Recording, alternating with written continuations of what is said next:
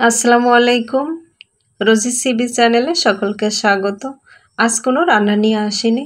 আজ আমি রান্নাঘরের বিভিন্ন কাজে ব্যবহৃত ফয়েল পেপার সম্পর্কে জানাবো।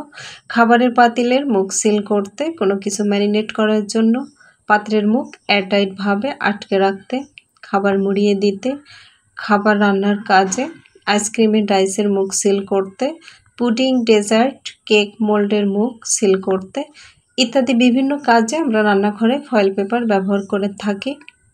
আমি এখানে ছোট এক প্যাকেট ফয়েল পেপার নিয়েছি। আইসক্রিম ডাইসের মুখ সিল করার জন্য কিনেছিলাম, তাই অল্প পরিমাণে কিনেছি। এই বক্সে 1.25 স্কোয়ার ফিট ফয়েল পেপার রয়েছে।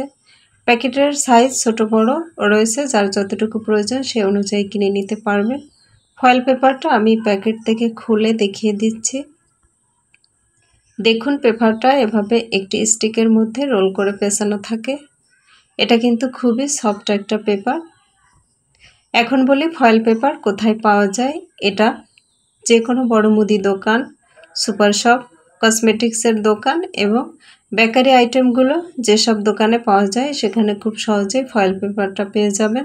এবার বলি এর দাম কত। 1.25 স্কোয়ার ফিট ফয়েল পেপার আমি 45 টাকা দিয়ে কিনেছি, তবে স্থানভেদে দাম কম বেশি হতেও পারে। ফয়েল পেপার ব্যবহার করার পর অবশিষ্ট ফয়েল পেপারগুলো জীবাণুমুক্ত এবং পরিচ্ছন্ন পরিবেশে সংরক্ষণ করতে হবে।